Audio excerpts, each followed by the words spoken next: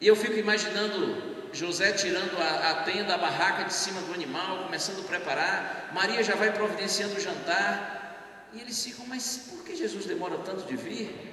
Jesus sempre foi tão prestativo em ajudar. José termina de montar a barraca, Maria de preparar o jantar, e Jesus não aparece, e eles já pensam, opa, alguma coisa está errada. E Maria e José saem correndo por todos os lados, perguntando quem viu Jesus. E a notícia é, ninguém viu.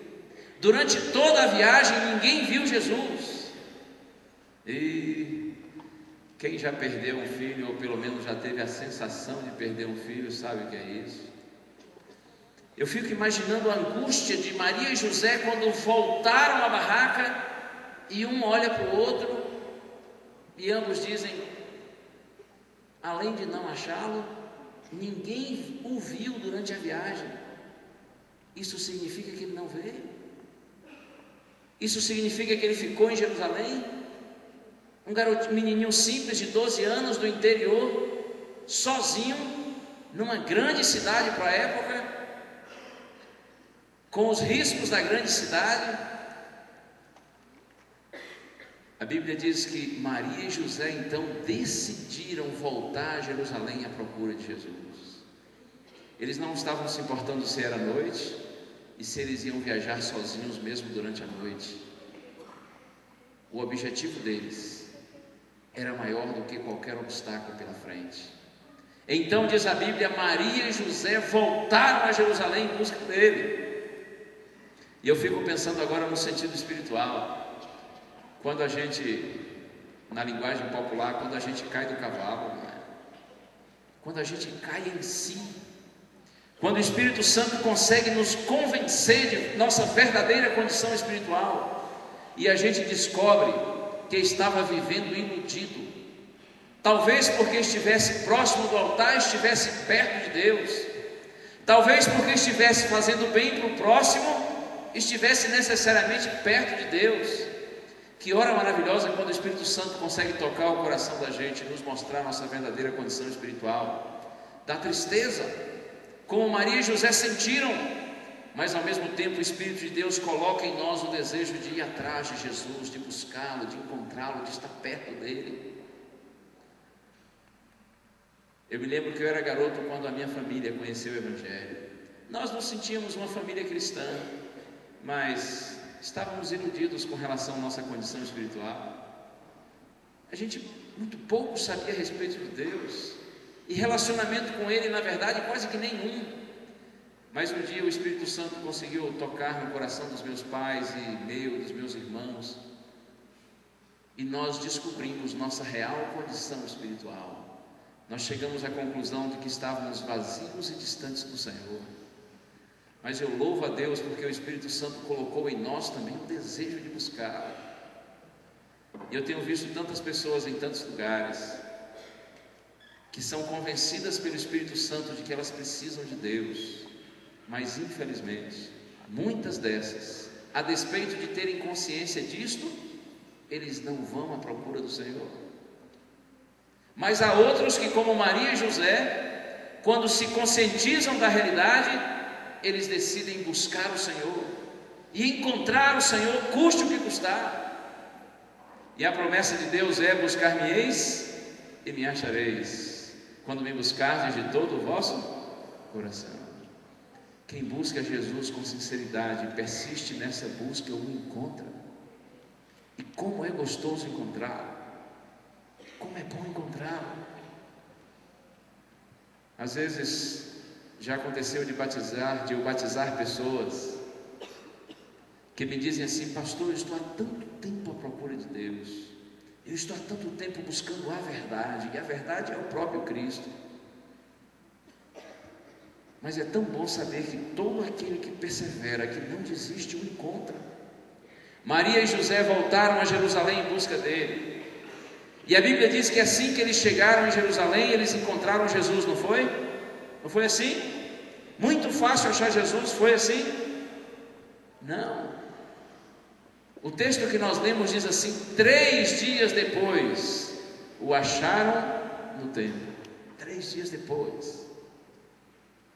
E você me dirá: pastor, então isso significa que é difícil achar Jesus? É exatamente isso que eu estou lhe dizendo.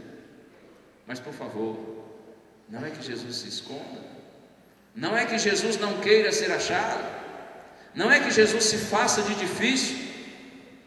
Então por que é difícil no sentido espiritual encontrar Jesus? Por algumas razões. Eu penso que eu posso mencionar pelo menos duas delas. Uma, muitas vezes nós o procuramos em lugares errados. Ainda que estejamos sendo sinceros, mas o procuramos em lugares errados. Eu já vi histórias de pessoas que procuraram Deus em lugares que a gente sabe, estabelece-se o próprio trono de Satanás. Porque há muitas pessoas que pensam que o fato de falar em Deus significa que Deus está aí, e não é bem assim. Mas uma coisa que me consola é saber que todo aquele que é sincero e persevera em buscá-lo, o encontra. Em algum momento, de alguma forma, o encontra. Uma outra razão também porque muitas vezes é difícil achar Jesus é o fato de não sermos perseverantes em nossa decisão. Hoje você ouve uma mensagem, uma música, Deus toca o seu coração e você diz assim: eu agora vou seguir com Jesus. E no dia seguinte você já está aí todo desanimado, abatido e desinteressado. A nossa decisão é muito fraca, e isso dificulta o nosso encontro de Jesus. Mas nunca nos esqueçamos: todo aquele que o procura, o encontra. Todo aquele que bate, para este a porta se abre. Desde que nós perseveremos na busca, e desde que nós o busquemos da forma correta. Maria e José o procuraram por 3 dias. Eu fico imaginando assim que chegaram a Jerusalém, certamente foram ao hotel, à pousada onde eles estavam. Só que o pessoal disse: desde que vocês foram embora, ele também foi embora, sumiu, não está aqui. Então Maria e José saíram perguntando pelas ruas, ninguém viu, ninguém sabe. Eu imagino que Maria e José foram talvez num hospital, pensando: quem sabe ele tenha se acidentado aí, foi atropelado aí por uma carruagem, por um camelo, quem sabe está aí. E chegaram no hospital, procuraram em um e em outro, nenhum paciente aqui deu entrada com esse nome, não temos esse garoto acidentado aqui. Será que eles foram ao necrotério, o lugar onde são colocadas pessoas que morrem e são consideradas não apenas isso, mas eles estavam procurando Jesus como um indigente, alguém que faleceu e ninguém sabe, familiares, e deixaram ali no necrotério esperando um pouco para ver se alguém aparece? Será? Não temos um garoto falecido aqui. Eles já estavam cansados, exaustos, talvez sonolentos, famintos. E aí eu fico pensando, quem sabe Maria chegando para José e dizendo assim: José, vamos fazer o seguinte, que tal a gente ir à igreja? Vamos ao templo, vamos orar. Fizemos o melhor que podíamos, vamos pedir a Deus misericórdia. E Maria e José entram no grande templo de Jerusalém. E eu fico pensando os dois se ajoelhando lá no cantinho, no final do templo. E José começa a fazer uma oração bem chorosa, e Maria ali do lado. E José dizendo: Senhor, Tu sabes, nós estamos exaustos, nós estamos cansados, nós estamos aflitos e desesperados, nós não sabemos o que aconteceu com ele. Enquanto José está falando, Maria ouve a voz de José, porém começa a ouvir uma outra voz, uma voz infantil, que está vindo de algum lugar próximo. E Maria, é a voz de Jesus. Então ela pensa: já estou até delirando, de tanta vontade de encontrá-lo, e de tão cansada que estou. E ela continua concentrada na oração que José está fazendo, mas a voz continua. E Maria dá uma paradinha, abre os olhos, e eu fico imaginando Maria vendo através de uma janela do templo, do outro lado, numa sala anexa, de longe, Maria vê o garoto que está falando. Ele está sentado no meio de vários homens, de vários adultos, com suas barbas longas, alguns cabelos grisalhos, os chamados doutores da lei, estudiosos das escrituras, que ficavam tendo aula de religião, discutindo a Bíblia ali ao lado. Maria olha e vê de longe o seu filho no meio